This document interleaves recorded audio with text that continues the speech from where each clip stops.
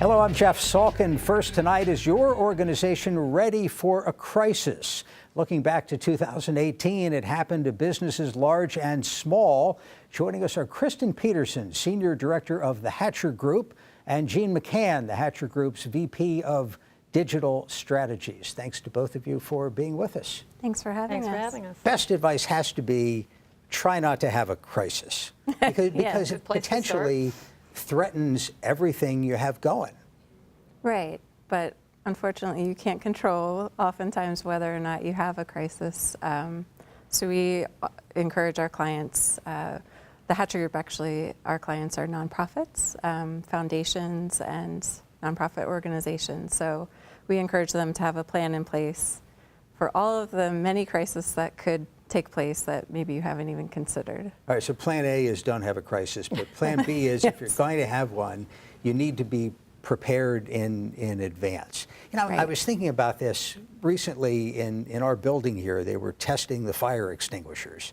I guess it's an annual thing. Once a year they come make sure that they're full or replace something. I don't know how it works, but same idea. You're getting ready ahead of time.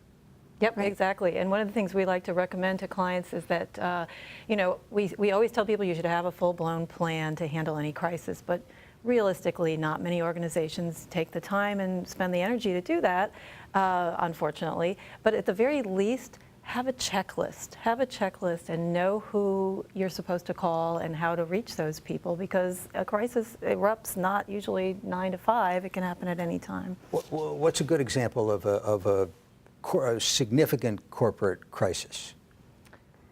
There's been many. On the nonprofit side, one of the big ones was Susan G. Komen in 2012. They decided, Breast Cancer Foundation. Right. Correct. They decided to defund Planned Parenthood.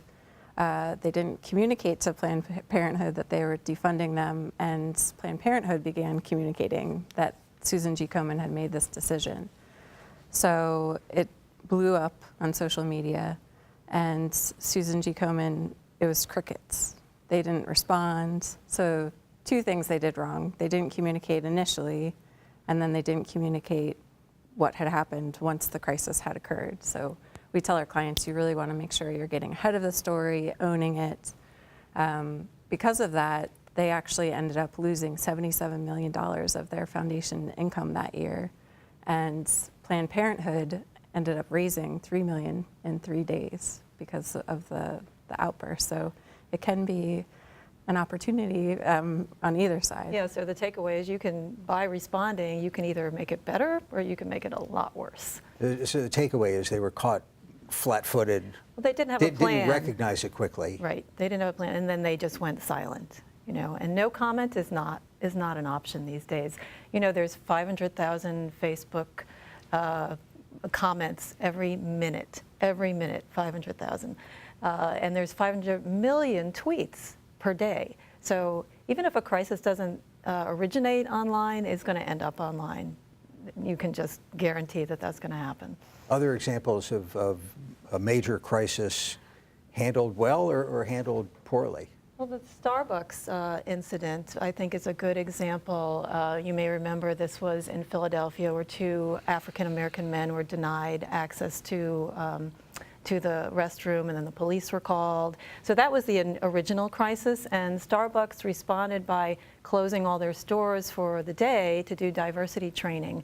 But a secondary crisis sort of erupted around their response of closing their stores, and they got really criticized on social media. They were just being bombarded by people saying, oh, you're such snowflakes, and now all the homeless are going to be hanging out at the stores. And they did such a splendid job of responding to each and one of those comments in a very measured way, and not rising to the bait, not deleting comments they didn't agree with, but responding to people. And I think one of the lessons of that for organizations is have a trusted employee in place on your social media. This is not a time to let the intern do all of the responding. How do you scale up quickly? Say you're not Starbucks, you're a small or medium-sized enterprise of some kind, and you accidentally, especially in retail, there's so many opportunities to step in it in some direction. how do you quickly get to scale if all those 500,000 internet comments are coming at you all of a sudden? Well, I think that's going back to the point of having a plan in place. And again, Jeanne mentioned a checklist. Parts of that are deciding who's on the crisis communications team. So generally you want a small group of people because you need to be making decisions quickly and enacting them. We actually think typically you have about 15 minutes to respond to a crisis. Wow. And it's not just respond to a crisis, it's respond with the right message, with the right tone, to the right audiences, over the right channels.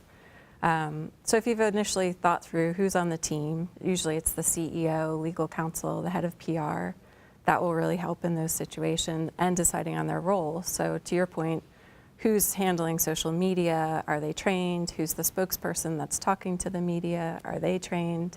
And as Jeanne mentioned earlier, can you get in touch with the people you need to before some organizations, before they put out a statement, they need the board president, the CEO to approve it.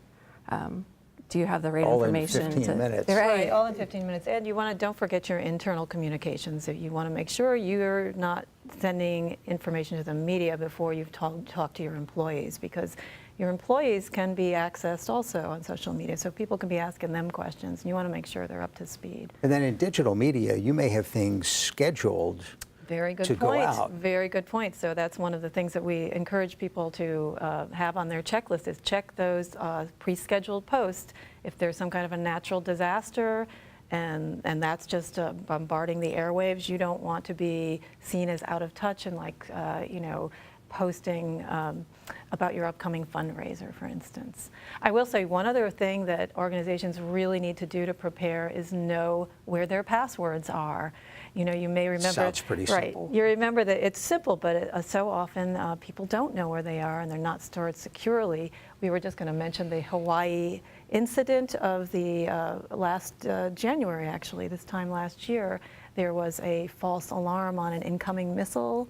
You remember that? I do. And apparently there was a 20-minute delay in getting the right information out. And one of the reasons, according to the governor, was they couldn't find the passwords. Wow. Yeah, pretty So scary. next Tuesday, the Hatcher Group is doing a webinar on this, free webinar. Yep. How can people get more information? Just go to our website, thehatchergroup.com, and we have a way for you to register, pre-register, but it is free. It'll be an hour long, and we'll be giving you some tips and tricks and things you need to do now before the crisis hits, because it's not a matter of if, right? Right. It's a matter of when it will happen. Rest of the agenda, what else do you expect to do in this webinar? We'll talk about what to do before, what to do during, and then another point, what to do after. So just when you think the crisis may be over, it's important to keep listening to the media, to social media, because there's often a swell of emotions after the actual crisis is finished, Well, and you want to go back and look and see what Hope have you everybody learned. has a quiet ear. That's our hope too, yes. Kristen Peterson, Jeanne McCann of Hatcher Group, thanks very much for your time. Thank Thanks for you having so us. much.